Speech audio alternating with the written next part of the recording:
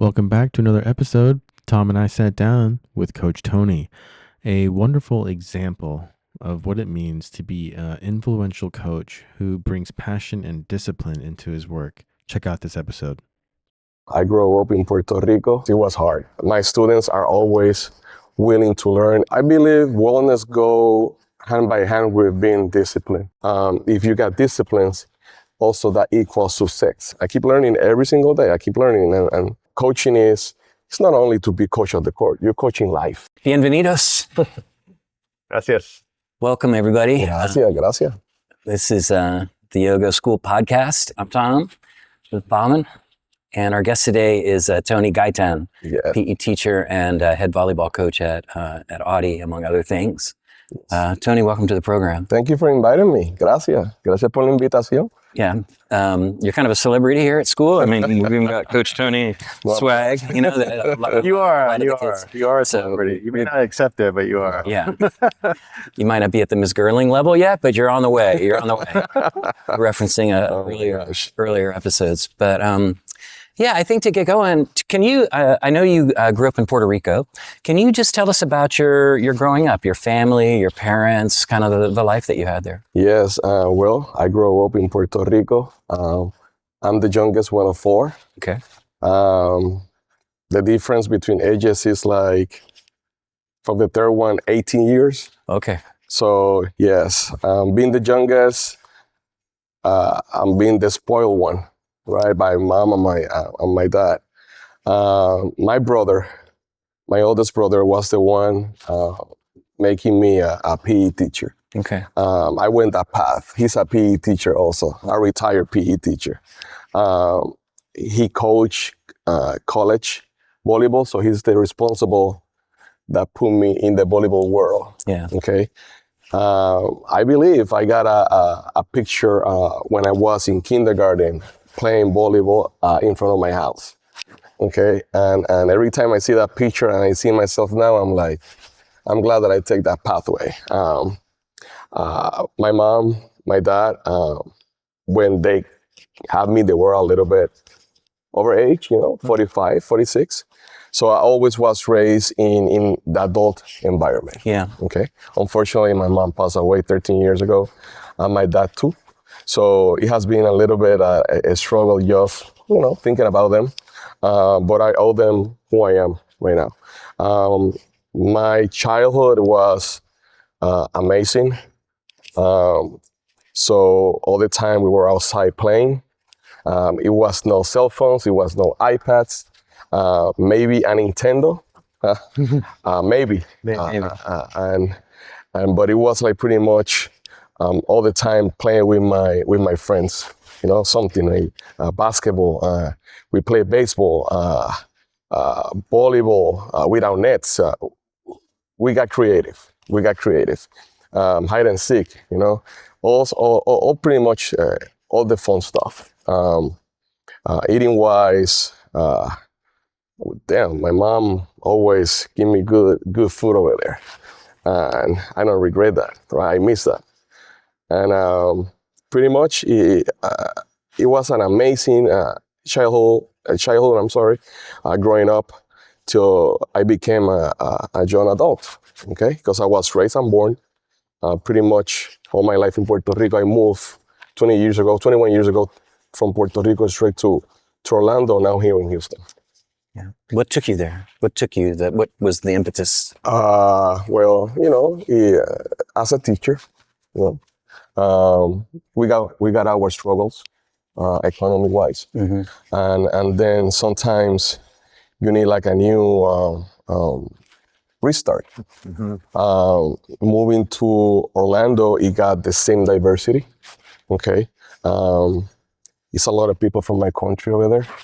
So plus, moving forward, I look for being a teacher in the U.S., something that it was hard.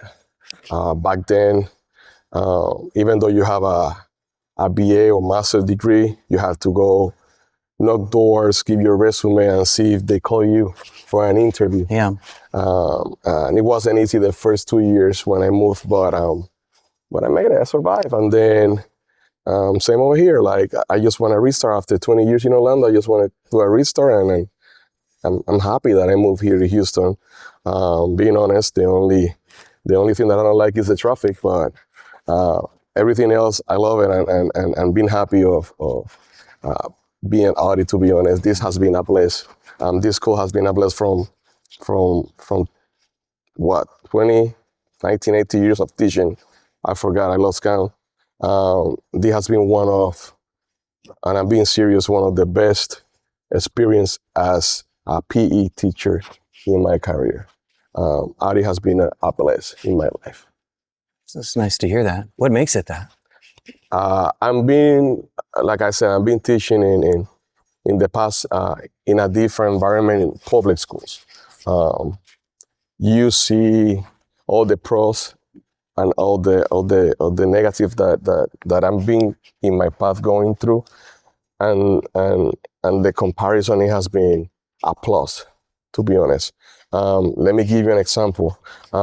My students are always willing to learn and do whatever cycle of sports we have here. Let's put like pickleball, right? That's a sport that not everybody likes, but it's fun, right? Teaching that there and teaching over here, like over here, they're looking forward. Over there, you have to force people. Yeah. Over there, you have to force people to do it, and that's make it harder on you, because you don't want to push someone that doesn't want to make it happen, right? And then facilities, like everything we got, like it's a bless. It's a bless to be a PE teacher, and I'm talking about PE department, right? And here at Audi. Right here. Yeah, that's great. Thank you for sharing that story. That sounds like a story of triumph. Was it difficult when you made the decision to leave Puerto Rico, your home country, and say, I got to go to Orlando for a new start? What was that part like? Yeah, it was hard. It was hard. Why? Main reason, I got all my family there, family and friends.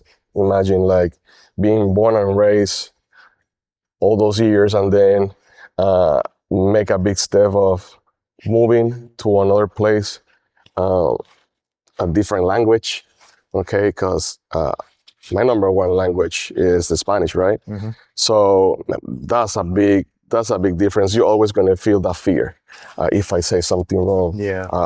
If I got into the spot, interview-wise, it was hard. But having my mom and my dad in Orlando, because they moved to Orlando before me, having them there and giving me the support that I was looking for from those two amazing persons in my life, make it a little bit easier. But yes, it was really hard, the transition. It hit me like big time when this, what is called homesick. Yeah. Yeah, it hit me really time. But you know what, like I got busy, and even though my first 2 years, I wasn't able to get a job as a teacher, right? I was doing something always, being active, and working and making new friends and moving forward. It wasn't easy, but yes. Awesome. Yeah. Thank you for sharing. So the title of our podcast is The Yoga of School, and we're looking at wellness, and we're looking at success, right? And how do they relate to each other, you know? And we love hearing all the different views. I'd like to know how do you define wellness? What does wellness mean to you personally, and then maybe as a PE teacher? I believe wellness go hand by hand with being disciplined, right? Discipline is a big factor. Why? Sometimes people think that wellness is just going to the gym, or run a 5K, or run a marathon. No, wellness is being someone that take care of your body, your mind, doing something that is going to take you there, right? It can be putting a YouTube video and doing an exercise for 5 minutes in your home. Is how much you can commit to that, and that's when the word discipline comes, right? If you got disciplines, also that equals success, right? If you're a disciplined person, you're going to be as successful in life, right? So I relate wellness go with hand with discipline, and then discipline goes at the end of being successful in life. How to be disciplined when it comes to eating the right thing. Don't forget about your mind, how disciplined you can be when it comes to a situation that you had to control, you know? And it's that wellness is a big word and pretty much different things that goes together. Thank you. I love that. What are your disciplines then, personally? Well, to be honest, I don't stop. Okay, I go from 7 dates. I'm always, if I'm not working as a PE teacher, I'm coaching. Okay, I always I travel a lot. I travel a lot when it comes to games and places. I'm over the place. So I need to take care of my body. That's one. That includes taking my vitamins. Okay, being proactive. I got a 9-year-old kid, so that's the one that keep me going. Yeah. Okay, because it's not only work, I have to take care of that one too. So having the right alimentation, having the right intakes, going to the doctor, even though I don't like it, right? But I have to check something that it is called heart. Okay, without this, you cannot keep continue. So checking myself, eating the right thing, being proactive. Yes, I don't know how I do it, but I go at least 5 to 6 times to the gym, do my workout, and maintain my body, my active. Okay, believe it or not, I take every time before I go to sleep, I take my 30 minutes, an hour of meditation. They respect that at home. I go upstairs, I put my headphones, and then I meditate in what I miss, what I can do better. What if that question? What if I miss this? What I can do? So I got my meditation, my mind always in place. That's beautiful. Yes. Yeah. Thank you. Okay. Wow. That's awesome. That is amazing. Yeah, there's so much coming up for me in that. You use that line, wellness, the mind and the body. Yoga would probably add spirit, whether that's, kind of religious or not. When I watch you coach, when I watch you interact with people, that I feel a very strong kind of spiritual dimension. What's going on for you in that space, and how does that fit into wellness? Oh my gosh, on my coaching style, as soon as I touch the court, I become another person, and my players know that. Like outside the court, I can still be Coach Tony, but I can be Tony. I can be your friend. I can be your uncle, whatever you want. But as soon as I touch the court, is another spirit, right? Is somebody else. Why? Because, like I told you at the beginning, it's my passion, and I believe when you have passion inside your heart, you become that person that people and that players want you to be. Okay. I prepare myself for scenarios, right? And I'm be learning from all this year of coaching. That is 22, will be 23 years of volleyball coaching. And then I prepare myself before I project to my players what I want or what I'm looking for. I go again, like I mentioned, like my 30 an hour, and okay, let's prepare my mind. You need to be settled for overhearing your head before making or doing a move. Okay, when it comes to coaching, if you don't have that settled here, then it's going to be a little bit of a struggle when it comes to that scenario or that moment. And I think has been my success as a coach. I wasn't like that. I developed that. How I developed that, going to seminars, like watching great coaching, getting myself into situations that you might not be expecting, having a player breaking down because he's not performing. How am I going to deal with that? Stuff like that. So if you got this first, set it up, I think everything else run easy on you.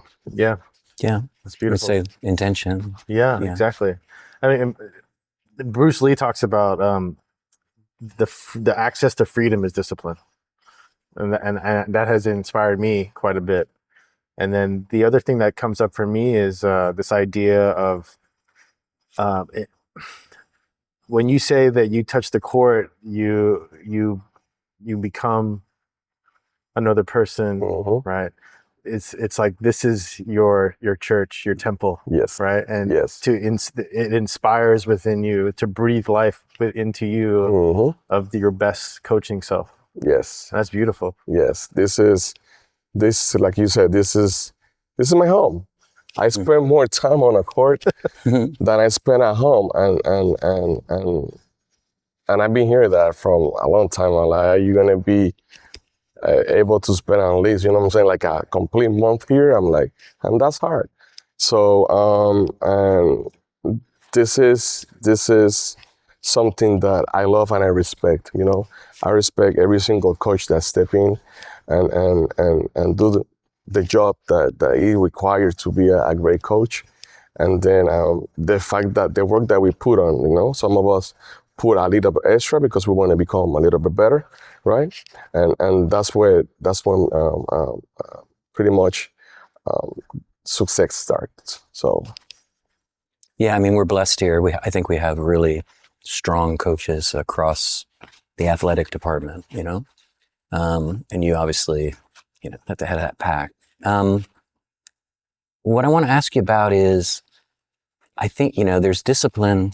I'm thinking in a team concept now. mhm, You want the students that you're working with them, mind and body, discipline. mhm, I think the great teams, there's also an element of sacrifice. Like you have to be willing to sacrifice, you know, to take the role, to be ready to do that. Am I reading that right? You know, when I watch the way you coach and the strategy of volleyball, you know, the different combinations that have to happen and the shifts. There's a lot going on. I think I'm a casual fan, and it's just been kind of opened that door, and there's a lot. But I feel like a lot of it is predicated on this willingness to sacrifice, to do what's required. yes, it's a lot of sacrifice for a coach and for a player, right? You have to sacrifice time from your family. You have to sacrifice being away from your family for a long time of period.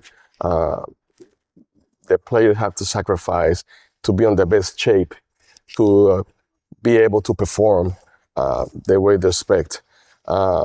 Yes, you have to sacrifice a lot. And for me, it has been um, time, time away from my family. But if you have people that support you, people that they're willing to work and walk with you, and make your dreams to happen, I think is easier, right? But you have to give that. You have to give back the same to that person. You cannot be just me, right? So it's like also being open and sacrifice and try to make it happen. Um, by the way, challenge, right? And we going back to the beginning when I told you that it was the pros and the next, right? Negative, right? Here, it's my first time that I am going to be teaching in one of these cycles, yoga and what's the other? Yoga and dance. I never in my life uh, have done something like this. I can barely touch my toes, right? But I'm gonna try my best, right? And giving that opportunity to the kids to do something different that who knows? Maybe that's the inspiration of the PE class to make them go to the next level, maybe out of school, get something like that, and getting prepared and with their body and mind. That's a big plus, and that's awesome. That's Great. really awesome. Wow. Continuing to grow and expand. Yes, why not? That's part of it. Why not? Yeah, that's awesome. We have a lot of resources here for that yoga dance class, you know. Robin, we got a bunch of teachers that are also yoga teachers. That's good Sheila too, Milner. because I want to need that help. Yeah, the dance. Yeah. Yeah. Love that. Yeah, would love to talk to you about that. So let's switch gears. As you work with young athletes, you work with young adults, and you see the trends of they have a different childhood than you had or we had, where they're not playing outside and they have screens all the time. How do you kind of shape, think about shaping their future? How do you inspire them to go beyond that? Like, let's talk about club wise, right? When I have all my high school kids, when I got a tournament, right? Me as a coach, I always been coaching the 18s, right? 18s, getting them prepared for college. So when we go to a tournament, one of the things that I do as a coach, I collect their phones. I collect their phones at 9:30, 10 p.m. on daily basis. I tell them that at the beginning of the season, I'm like, well, when we go to a tournament, that's your job and that's my job. You will have your phone back again early in the morning, okay? But at night, I will need your phones. And they told me, Coach, why? Why are you going to do that to us? And like, because when we're going to be performing on this type of tournaments, high level, I need you to be focused. Yes, you can go to bed at 10, but you're going to be on your phone. You're going to be, I don't know, whatever social media you guys do, or you guys are going to be playing whatever games you got on your phone. And that's not being focused. You need to relax. You need to get ready. You need to get your mindset ready. So that's one thing that I do as a coach, okay? And you're going to laugh. I also coach for USA. I'm one of the assistant coaches for USA on the 18s. We're talking Team USA here. Team USA. U.S. National Volleyball. Yes. So I'm one of the assistant coaches. So their level is a little bit higher, right, from club. And I do the same. Okay, I do the same. And I learned that from the head coach from the national team. So if he can do it with big guys, with older guys, and it works, why not? And that's something that you're taking away, but at least you're helping them to get them focused for whatever scenario, right? And then also coaching it's not only to be coach of the court, you're coaching life. And when they get out to the real life, right? Some working places, don't allow you to use phone. So you're getting them ready for that occasion, right? So yes, comparison, my childhood versus this one is I don't regret my childhood. I love my childhood. Having no technology, to be honest, around, it was amazing because it got me more into the activities outdoors, right? Versus these days is hard, like I told you, I got a 9-year-old. Like he's asking me, Dad, where you gonna get me a phone? I'm like, when you get 21, and his face, it's not looking good for I him. know. And then his face is like, Chuck. I'm like, what do you need a phone for? Go out, let's play baseball, let's do something active, and one of the main problems in this era is, and it's on research, obesity is because technology. You guys, these kids that maybe they're not inspired by sport, but they make it easy or make it lazy, and there he goes, doing nothing, and maybe with talent. Maybe you got a 6'9" kid that he can be playing basketball, but he doesn't want to because he wants to be sitting down playing stuff, right? So there you go. There's wasting talent So that's one of the things that I do, like pretty much about when I go out to tournaments, I take the phones away, get their mindset, I give them back again. It's funny when they get the phone back, they go crazy and they yeah, whatever. But at least I try to do something in benefits for my team and for them. It kind of makes sense as we are in a new era of technology and the future. It seems like this tactic of phone restriction would actually be something that continues, right? Yeah. I see that as a good thing for the future. Exactly. That's not going away. Exactly. It's not going away, and we're going to all need it, right? Yeah, we're all going to need it. We're all going to need That's a discipline too in itself. Yeah. Discipline away from this addiction. Exactly. Yeah. What else do you see for the future of PE? You know, and maybe not necessarily coaching or volleyball, but just when we zoom out a little bit, physical education for young adults. What's the future looking like? And it's every day is a new sport that you're like, really like this is a sport, so it's a lot of learning, right? Hopefully we get more and activities of the boys or the generation. Keep learning and keep in the fact moving, not getting stuck. Keep moving. Yeah. You know, like something that they're gonna be active of, right? And then I'm looking forward for that. I got the chance to go this past summer to a couple of countries with South Korea team and watching the technology that they have in courts. For example, in the volleyball world, they have robots pretending they're blockers. So they move with the sensor of the ball. So my team is working versus robots. It was something that I was expecting to see, to be honest. I'm an old school guy. My blocks will be a chair, you know, somebody holding a chair, and that's the block. But over there, they have like robots, like machines moving with the sensor of the ball. And I was like, wow, this is amazing. So I'm looking forward for that. You know, if it's gonna make me better, why not? Yeah. Why not? Yeah. Why Sure. not? Yeah. Wow. I did not know that. Yeah. Me neither. I just saw it. I'm like, wow. Yeah.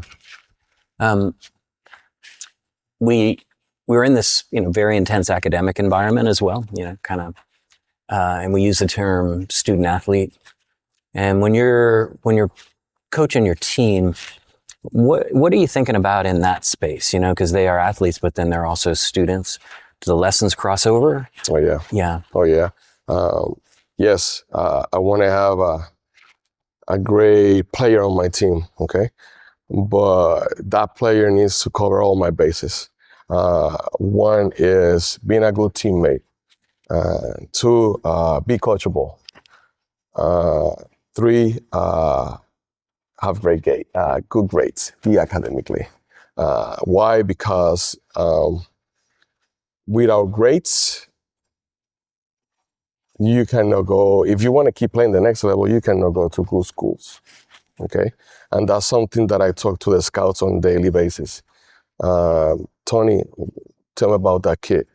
Well, that kid is an amazing player, athletic, coachable, but he's struggling in academically. Okay, that's a minus there, and I don't want that for them. So I'm a really academic guy. I'm like, I ask, I'm like, where are we at? Talk to me about your classes. What do you struggle with? If the players struggle, let's get some help. How I can help you as a coach. Some of them, they open to you. They're really open. I'm like, coach, I don't understand. I don't have the time. I'm lazy. They're honest. Some of them, they will be like quiet or trying to lie into your face. No, but I got missing assignments and the teacher haven't graded them or whatever. But that's something that I always, no matter if it's school, if it's out, I always looking forward and taking care of that, because I want them the best, right? Last year, I got two of my club play. I wasn't able to coach last year. I came late to the season here at Audi, but I got two of my boys playing for the school. Also, they play for me at club. and they were so easy to get into the school that they are right now. One is MIT. It's not easy to get in MIT and NYU. Yeah. Um, It's Nathaniel and Drew, right? Yeah. Nate and Drew.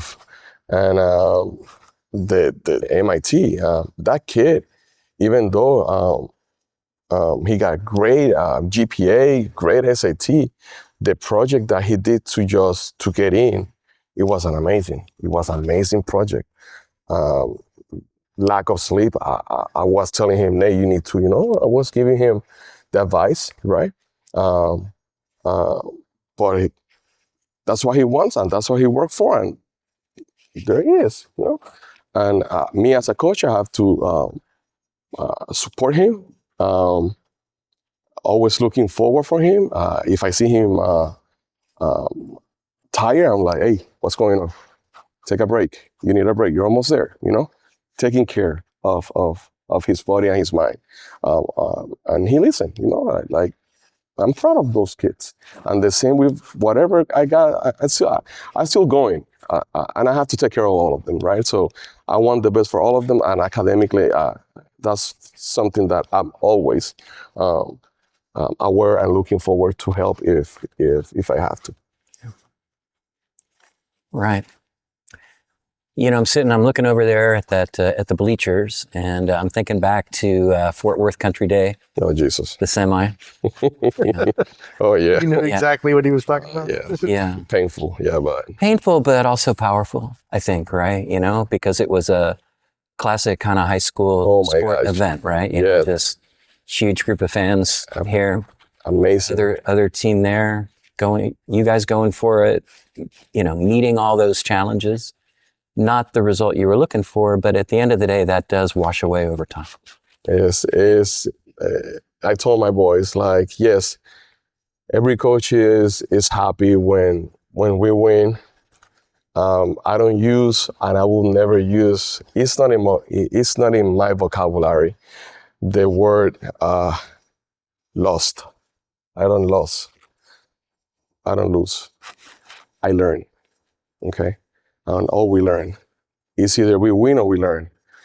And the outcome wasn't the one that we practiced and we were waiting for, right? But the fight that these guys put into this amazing crowd, it was amazing, okay?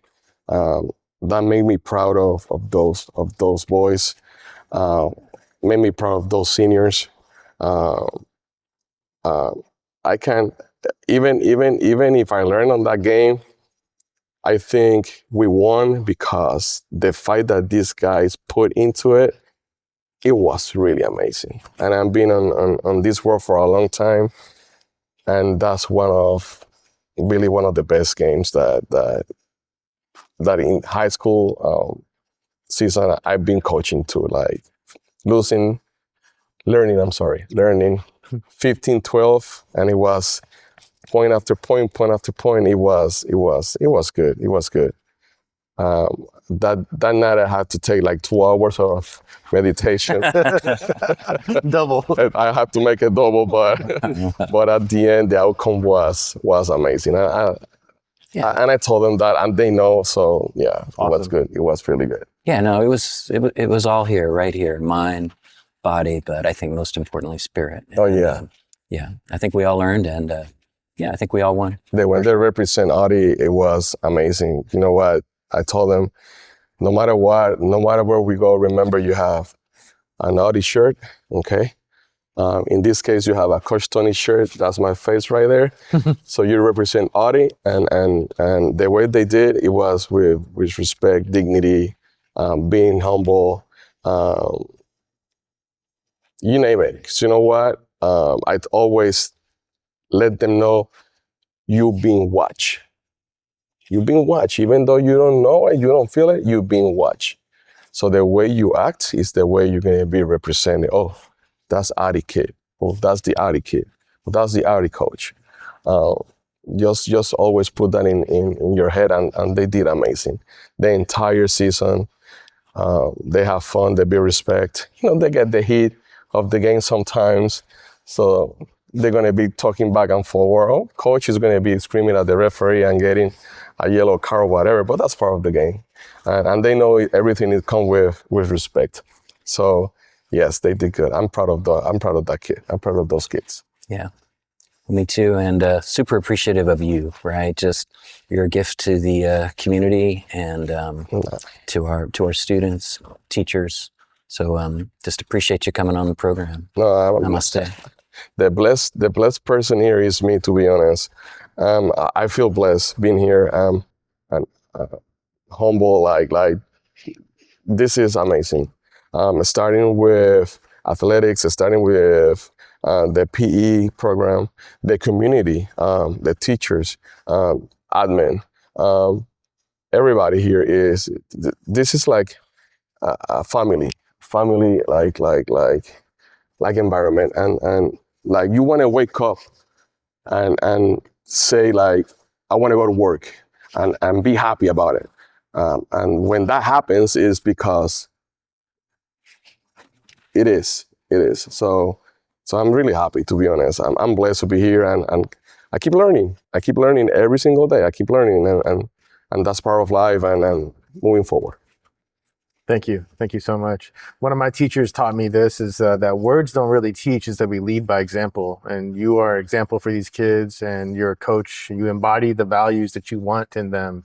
So I acknowledge you in gratitude for that. Thank you. And blessings for the future. Thank you. Look Appreciate forward it. to what else is to come. Let's go. All right. All right, folks. Thanks for watching or listening.